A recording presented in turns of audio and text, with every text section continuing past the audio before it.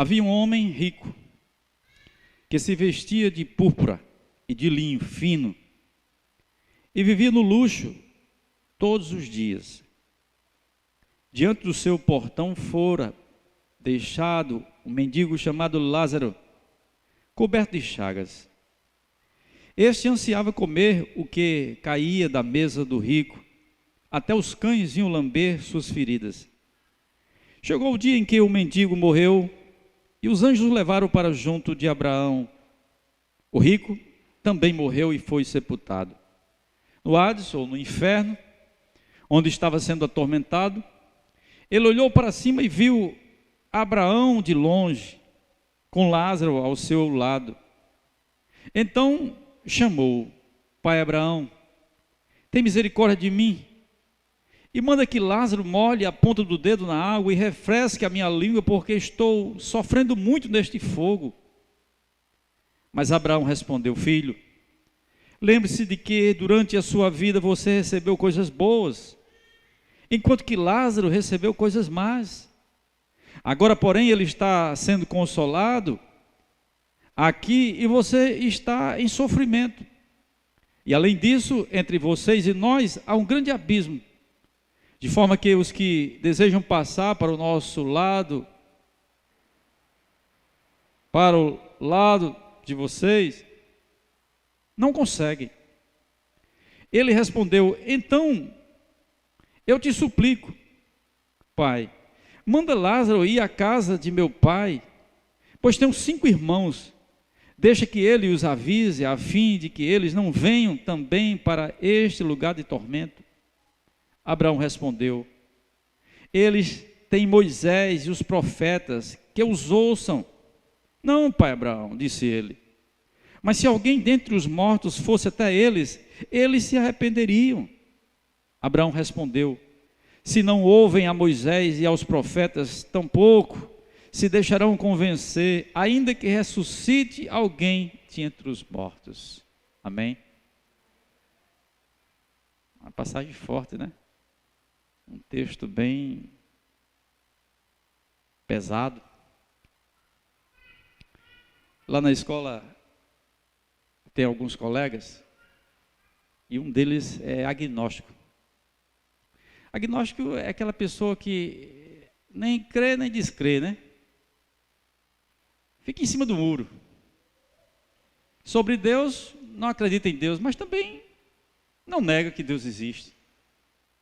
Esse é o famoso agnóstico. É diferente do ateu. O ateu, ele nega completamente a existência de Deus, mas o agnóstico não, ele fica no meio termo. Então, outro dia eu me surpreendi porque ele disse o seguinte: olha, eu gosto de ouvir a palavra de Deus. Olha as coisas do agnóstico, né? Eu gosto de ouvir a palavra de Deus. Agora, outro dia eu estava ouvindo e não gostei do que o padre falou. Porque o padre começou a falar sobre o inferno. E ele falava com muita força sobre o inferno, dizendo que os que não queriam nada com Deus iam para o inferno. Aí ele disse: como é que ele sabe disso? Por acaso alguém veio do inferno dizer isso para ele? Até parece que ele esteve por lá. Ele dizendo, né? E eu pensando na palavra dele. Existem temas na Bíblia que não são muito agradáveis às pessoas. Razão pela qual, muitas vezes, as igrejas deixam de falar. E os pastores, por sua vez. E ainda mais numa época em que nós estamos vivendo, onde as pessoas gostam de ouvir boas coisas, que inflam o seu ego, que lhe traga esperança, que lhe fale de bênção, de prosperidade, de vitória. As igrejas hoje em dia estão com essa mensagem cada vez com mais força. Os pastores, alguns deles, estão agindo como agem as casas de comércio. Tentam sempre agradar o cliente.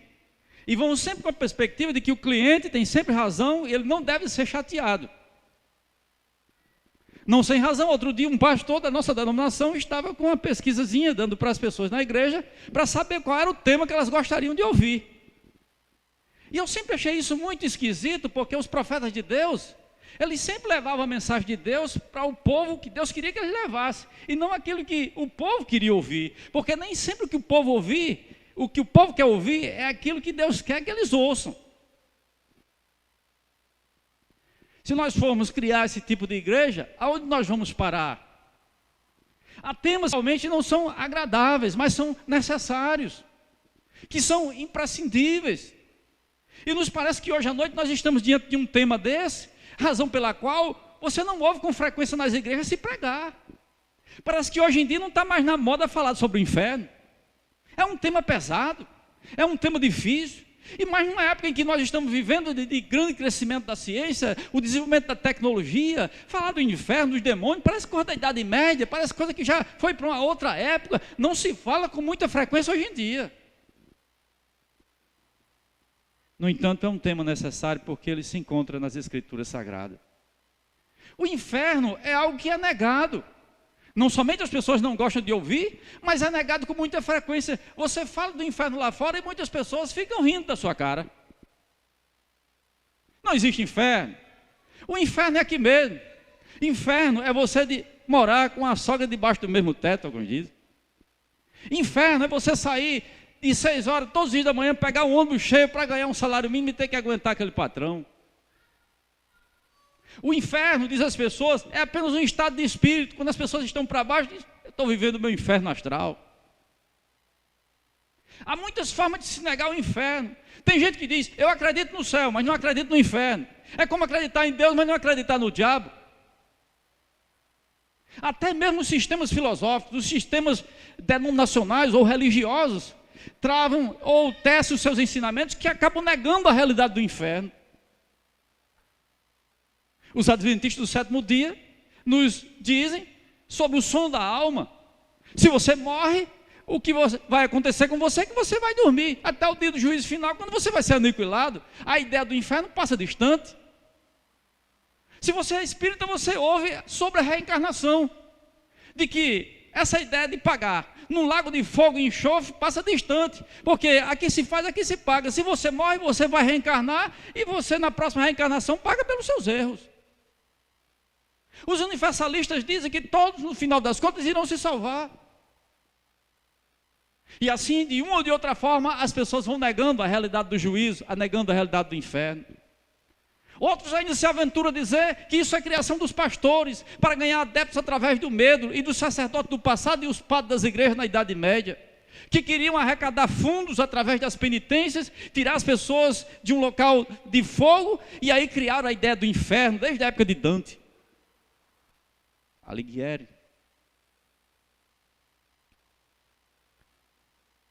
Mas não se pode desprezar um tema como esse, porque foi um tema sobre o qual o próprio Jesus Cristo falou. E é curioso afirmar a crença em Jesus Cristo, mas não acreditar no inferno. É a mesma coisa que chamar Jesus de mentiroso, porque ele falou sobre essa realidade. É negar a palavra de Deus que nos fala sobre essa realidade. E aqui nós estamos diante de um texto que nos traz algumas informações sobre essa realidade, que se chama inferno. Em primeiro lugar, é um local de encontro no pós-morte. A morte é uma certeza que todos nós temos. Como algumas pessoas dizem, a única certeza que nós temos na vida é a certeza que um dia nós vamos morrer. Mas alguns debocham dizendo, isso pouco me importa, porque morreu, acabou tudo. Se acabasse tudo, até que seria positivo para aquelas pessoas que passam a vida inteira fazendo mal. Matando, roubando, sequestrando, passando a perna nos outros. Porque aí com a morte, não tem mais o que responder. Seria uma espécie de premiação para elas. Você imagina uma pessoa como Hitler, que matou 6 milhões de judeus? Se não existe inferno, para eles era um prêmio. Então as pessoas debocham, morreu, acabou. Virou pó, cinza. Esse é o engano. E as pessoas costumam negar aquilo que elas mais temem, nos diz a psicologia, em muitas situações. Porque segundo a Bíblia está destinado a morrer o homem uma só vez, seguindo a isso o juízo. É o destino que os homens vão enfrentar após a morte. Aqui morre Lázaro, o mendigo, cheio de chagas, que está à porta do rico, e morre o rico. A morte é algo terrível, mas há uma coisa boa na morte, que é a sua justiça. Ela não faz acepção de ninguém. Assim como morre o preto, morre o branco. Assim como morre o pobre, morre também o rico. A morte nivela as pessoas, e não sei por que a vida também não deveria nivelar. Porque todos são enquadrados diante da mesma realidade. E quando todos são desnudados diante dessa sorte cruel, ao homem está destinado a morrer uma só vez, vindo depois disso o juízo. E foi exatamente isso que aconteceu com esse rico. Lázaro foi levado para o seio de Abraão, e o rico foi colocado no Hades, no inferno. Essa é a realidade primeira. A segunda é que o inferno é um local de separação. Veja que ambos estão separados. Há um grande abismo entre você e nós. De modo que quem está aqui não pode passar por aí, nem vice-versa. Os ímpios e as pessoas que vivem sem Deus, por vezes são incomodadas com a presença dos justos. Elas não gostam de estar na presença dos justos. Por isso que algumas pessoas têm muita dificuldade de vir à igreja quando a gente convida. Porque é um lugar choco, tedioso para elas. A hora passa muito devagar. Elas não se enquadram com esse sistema de vida dessas pessoas que são piedosas. Elas preferem estar em outros ambientes. E tem gente que é ainda mais agressivo. Outro dia uma mulher disse para uma irmã de uma igreja onde eu passei, disse: eu não gosto de crente, eu só queria estar no lugar onde não tivesse crente. Ela disse: é fácil, mulher, é só ir para o inferno. Porque lá não tem crente. Lá é um lugar de separação. E aí, vai se consumar aquilo que alguns ímpios tanto gostam, né? De estar separado do povo de Deus. Pois lá vão ficar separados do povo de Deus para a eternidade. E por sua vez o povo de Deus, que nessa vida tem que suportar o ímpio, né? E nem sempre é fácil. Eu tive uma ovelha aqui na igreja de Capuí, que sempre choramingava da sua situação, porque morava em casa alugada, aquelas casas conjugadas, né? Que a parede de um é a parede do outro. E o camarada lá era tão mal que à noite, só para perturbar, ele ficava batendo na parede. Pá, pá, pá, pá, só para incomodar o irmão, só para... Já imaginou você ter que atuar esse ímpio? O próprio justo também, obviamente, vai se alegrar no dia e souber que não tem mais ímpio perto dele. Porque a separação foi feita. Os bodes vão ser separados das ovelhas. O joio vai ser separado do trigo. E a realidade final, onde cada um estará, é ou o céu ou o inferno. Porque o inferno é um local de separação. Não pode passar quem está aí para cá, nem quem está aí para esse lado. Agora os dois estão separados, com destinos diferentes. Aqui na terra, enquanto a gente vive, nós estamos juntos, né? Juntos. E temos uma missão junto aos ímpios ainda, para tentar trazê-los para esse lado. Mas quando chegar a morte, haverá a separação, haverá o desenlace. O inferno é um local de sofrimento. Perceba aonde ele está. Ele está no fogo, sofrendo e clamando: Pai Abraão, tem misericórdia de mim, manda que Lázaro coloque o dedo na água e passe na minha língua, porque eu estou atormentado nessa chama. Eu lamento tanto quando eu vejo algumas pessoas brincando com o inferno. Certamente você já ouviu algumas pessoas dizer assim: eu quando morrer eu quero ir lá para o céu. O céu é muito parado, o céu é desanimado, anjo tocando harpa, aquele negócio calmo. Eu quero ir para o inferno, porque lá tem uma cerveja, tem um forró, tem isso, aquilo, outro. Quão tola é uma pessoa que diz isso, porque ela não percebe os horrores que haverá ali no inferno. O inferno é um local de sofrimento. E as imagens que a Bíblia nos fornece ilustram muito bem isso. Um local de fogo. O fogo para o mundo antigo era aquilo que representava o maior sofrimento e o maior desgaste. Ainda hoje, quando a gente sabe de alguém que foi morto, carbonizado, a gente fica horrorizado. Já imaginou você queimado pelo fogo? E ser queimado pelo fogo eternamente, um fogo que nunca se apaga? Jesus usou essa expressão, onde o fogo não se apaga, será um fogo para a eternidade. Ele descreve a imagem do fogo, ele descreve a imagem do verme, onde o fogo não se apaga. e aonde o verme corrói, aonde o verme come, ter suas carnes comidas, ter suas carnes devoradas. Já imaginou esse sentimento? Aonde um bicho lhe come e nunca se sacia, e você nunca deixa de ser comido? O lugar onde o verme não morre e onde o fogo não se apaga. Um local de trevas, trevas exteriores. Trevas representa a ausência de luz. Trevas também traz o sentido de solidão, porque quando falta energia, você já observou o que acontece? As pessoas ficam reclusas, as pessoas ficam paradas, as pessoas ficam quietas, geralmente dentro de casa. Quando a energia chega, aquela festa, de longe você vê, né? Aquelas pessoas com alegria porque chegou energia.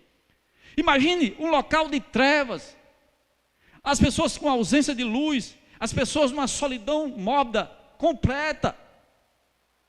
Então, há de se compreender que o inferno é esse local que as pessoas imaginam, de muita alegria, de muita festa, de muita cerveja. Quantas piadas não contam as pessoas a respeito disso?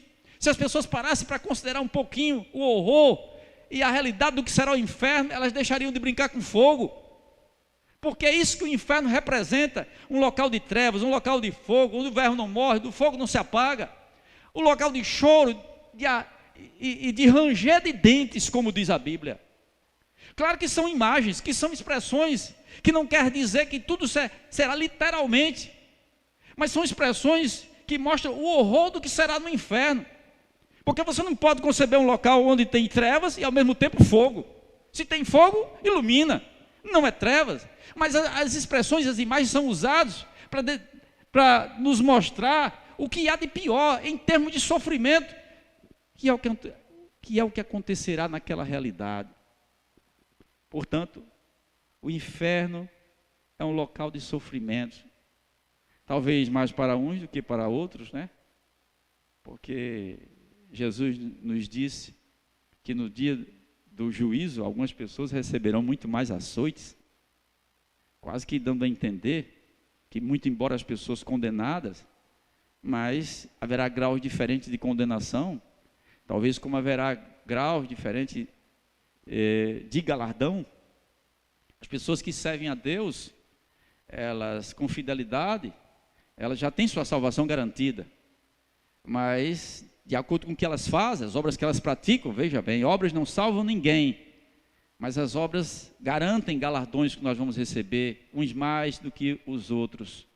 Como esses galardões haverão de se manifestar, são mistérios, mas eles acontecerão. Da mesma forma, no caminho inverso, as pessoas que estão sem Deus, de acordo com a Bíblia, já estão condenadas.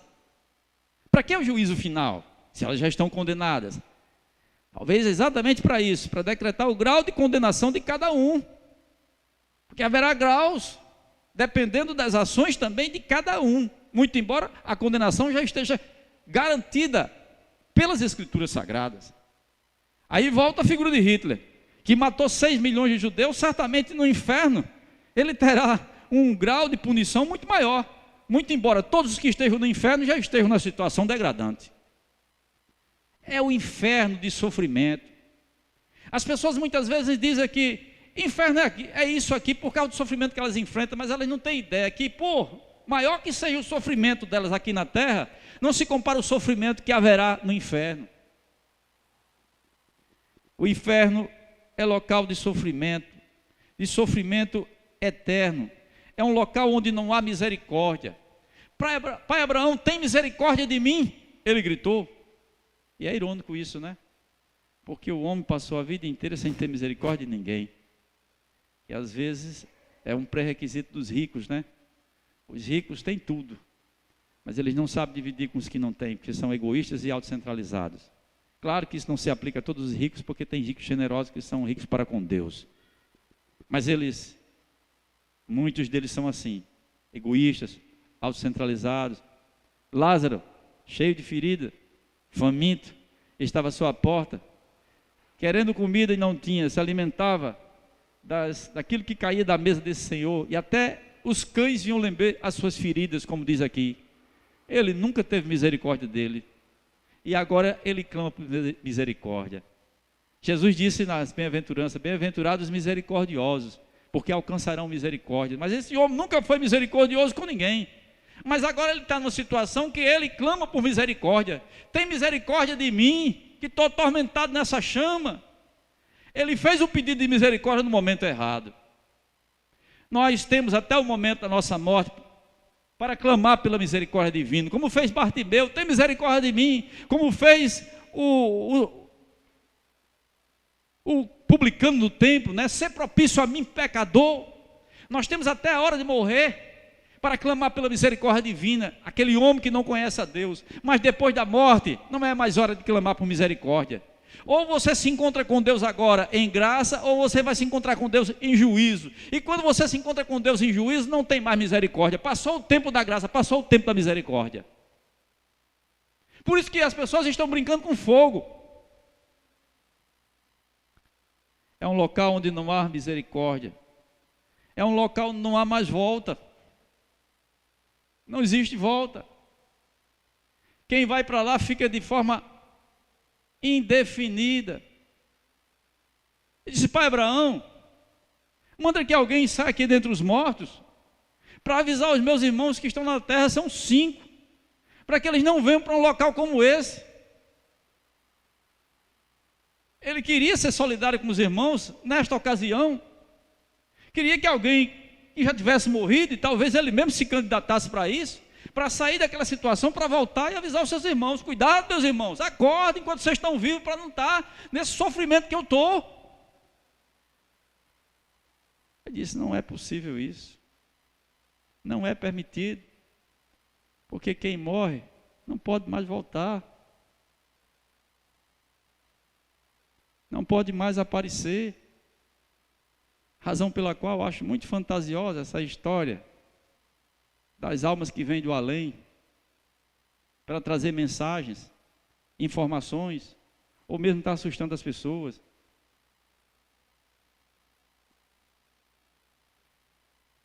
Muitas pessoas têm maior medo de alma, né? Eu, quando era criança que morava no sítio, os adultos ficavam contando história de alma à noite. Geralmente à noite, né? Nunca conto durante o dia, não sei porquê. E eu, como criança, 7, 8 anos de idade, ficava com maior medo. Meu pai dizia: meu filho, vai comprar gás para botar na lamparina, né? E eu com medo: vai embora, menino. Quando uma folha de bananeira balançava, a carreira era grande, né? No meio do mato. Com medo das almas, porque os adultos ficavam contando a alma que apareceu debaixo da laranjeira, né? Debaixo da mangueira, vestido de branco, aquela coisa toda. E as crianças escutando essa história. Aí outros adultos ficavam contando que estavam dormindo à noite, aí a alma veio e estava balançando o punho da rede, né? E as crianças ouvindo essa história ficavam morrendo de medo das almas. Gente ruim que às vezes morria, né? E as pessoas ficavam dizendo que a alma dela estava aí aparecendo, perturbando fulano e beltrano. Você já reparou que tem muitas pessoas que acreditam nisso até hoje? E até evangélico. Porque eu era seminarista, conduzindo uma igreja no interior do Ceará, chamado Vaze Alegre. E ficava o final de semana lá, a igreja não tinha pastor, eu era o pastor, né, como seminarista. Ficava no porão da igreja, aí os irmãos chegavam para mim e diziam: pastor, vai ficar aí mesmo, chamava de pastor. Aí é meio mal assombrado. Eu chegava tão cansado, era 2 horas de viagem, até chegar em Vaze Alegre, 2 horas de viagem, viajava de Juazeiro do Norte para Vaze Alegre, cidade meio montanhosa, cidadezinha montanhosa. Passava a tarde, o resto da tarde evangelizando, à noite eu só escutava um zumbido de muriçoca. Botava um mosquiteirozinho, né, na rede, e o resto só acordava no outro dia, nunca vi uma alma. Mas essa crença, que é uma crença católica, vem emprestada do Espiritismo. Porque no Espiritismo é onde se ensina a aparição dos espíritos, das almas que já morreram, né? Que vêm, muitas vezes, para trazer uma mensagem, vêm para trazer um aviso. Nos centros espíritas não é isso que acontece? Algumas pessoas iludidas vão para aqueles terreiros lá, terreiro não, os centros, né? E ali houve uma mensagem, supostamente da pessoa que morreu, de um parente, ou psicografada, ou falada, seja lá o que for. E a pessoa sai de lá ciente de que o parente realmente veio do além, saiu ou do céu ou do inferno, e trouxe aquela mensagem porque bateu tantas coisas, né? talvez até a voz foi muito parecida, falou de situações que eram situações que só a família conhecia. Aí alguém chega para você e diz assim: pastor, você acredita nisso? Eu digo: não. E por que eu não acredito nisso? Eu não acredito porque quem já morreu está com seu destino selado, ou está no céu ou está no inferno. E se está no inferno, o inferno só tem porta de entrada, não tem porta de saída. Ouvi recentemente um cartaz de uma igreja dessas aí, neopentecostais, o bispo Rolando Rosa, mais ou menos isso, né? O homem que morreu 3 vezes e voltou 5 vezes do inferno. Ex-aidético, ex-síndrome de Down e ex-homossexual. Isso é ex-mentiroso também, né? Mas não é. Morreu 3 vezes e voltou 5 vezes do inferno. Disse: mas o inferno só tem porta de entrada, não tem de saída. Como é que ele conseguiu sair do inferno? Quem morre está com seu destino selado, não tem mais esse negócio de volta. Por isso que é o maior fiasco do mundo essa doutrina católica ou espírita, porque o que acontece nesses centros não é a pessoa que volta do além, são espíritos enganadores, como diz a Bíblia, que se passam pela pessoa para enganar. E olha que eles conhecem muito a pessoa que já viveu, porque eles são antigos aqui na terra. Eles são bons atores que sabem imitar, às vezes até a voz. Você lembra daquele filme Ghost, né? O Outro Lado da Vida? Até bonito, né? Um filme que eu assisti várias vezes já, muito interessante, a história de amor, mas é falso. Porque não existe esse negócio do amor eterno. Primeiro que quando a gente morre, depois, na outra vida, ninguém nem se casa, nem se dá casamento. Jesus mesmo já nos informou sobre isso. Aquela história de amor, onde o Espírito volta e fica tocando, né? E fica entrando, se intrometendo na vida. Quem morre já está com seu destino selado. O céu, quem vai para lá tem seu destino selado. E quem vai para o inferno, muito mais. Não volta mais. Não pode. Ele queria, mas se alguém sair de entre os mortos, eles vão se arrepender. Eles vão acreditar. Se acontecer um milagre, eles vão perceber. E eu acho curioso que ele tenha falado isso, né? O homem que morreu rico, porque tem tantas pessoas hoje em dia buscando um milagre para crer em Deus. Ah, se Deus operar a cura do meu filho, eu vou ser crente. Eles não acreditam normalmente, né? Pelas evidências que Deus dá, mas busca um milagre. Quem não acredita em Deus pela palavra, nem com o milagre vai ceder diante de Deus. Por isso que diz, isso não é possível. Então o inferno é um local de sofrimento, é um local sem volta, e é um local, para finalizar, para onde vão aqueles que rejeitam a palavra de Deus. Porque veja bem, irmãos, o que leva este homem aqui para o inferno não é simplesmente o fato de ele ser rico. Bem como o que leva Lázaro para o céu, o seio de Abraão, não é o fato de ele ser pobre. Porque o que determina a salvação não é pobreza nem riqueza. Uma vez eu fui pregar num sítiozinho próximo de Mossoró. Encontrei um rapazinho numa casinha pobre, chamava-se Nelvan. E eu comecei a pregar para ele. E eu achei curioso, porque num ponto da pregação, ele estava se achando salvo já. Porque ele disse era pobre. E eu tive que explicar para ele que não era pobreza, por causa da pobreza, que ninguém ia ser salvo. Que de outra forma não faria sentido Jesus ter vindo morrer por nós. Se alguma obra a gente pode praticar para a salvação. Graças a Deus ele entendeu, se converteu, se batizou, se tornou um membro da igreja Nelvan. Mas tem muita gente iludida com isso. O que fez um e outro seguir esse destino não foi a situação material de cada um. Mas a raiz da coisa está na negação da palavra. A conclusão que a gente tira é pelo desenrolar da história. Deixa que alguém saia dos mortos para avisar aos meus irmãos lá na terra. Lá tem Abraão e os profetas que dei ouvido para eles. Se eles não acreditarem nos vivos que estão pregando, muito menos eles vão acreditar em mortos. O problema das pessoas está aí. É que as pessoas não querem acreditar nos pregadores, naquilo que eles falam. As pessoas zombam, as pessoas criticam, as pessoas atiram pedras. Eu vinha há uns anos atrás aqui em Natal, nessa Tomás Landim, num transporte coletivo, e tinha um irmão muito consagrado na parada, pregando, com a voz, mesmo sem microfone, pregando. Eu acho bonito essas pessoas que fazem isso. Tem gente que diz, isso é um besta, não vale nada, as pessoas não estão nem prestando atenção. Presta sim, sempre tem 2 ou 3 que estão prestando atenção. E mesmo que ninguém preste atenção, o que ele está pregando é válido, porque serve de testemunho para aquelas pessoas no dia do juízo. Então nunca pensemos, meus irmãos, que um trabalho evangelístico que se faz em praça pública é à toa. As pessoas podem até não estar dando valor, não estar prestando atenção, supostamente não prestando atenção, porque eu creio que muita gente presta atenção, está distante, mas está prestando atenção. Mas mesmo assim nós estamos cumprindo a tua parte. Quando Deus mandou o profeta, disse para o profeta: olha, prega, que as pessoas deixem de ouvir, que não, mas prega. A nossa missão é pregar, fazer a obra, aí é obra de Deus. Por isso que a igreja nunca deve ficar dentro de si mesma, em quatro paredes. A igreja deve avançar, a igreja deve pregar, prega a palavra, quer em tempo, quer fora de tempo. Mas é a obrigação da igreja pregar a palavra. A igreja que não evangeliza, ela se fossiliza, como alguém já disse. Porque ela deixa de ser igreja e perde a sua essência. Então, o que é que uma pessoa disse? Isso é um ladrão, está interessado em dinheiro, cala a boca, mentiroso. Quando os pregadores começam a pregar a palavra, incomoda muita gente.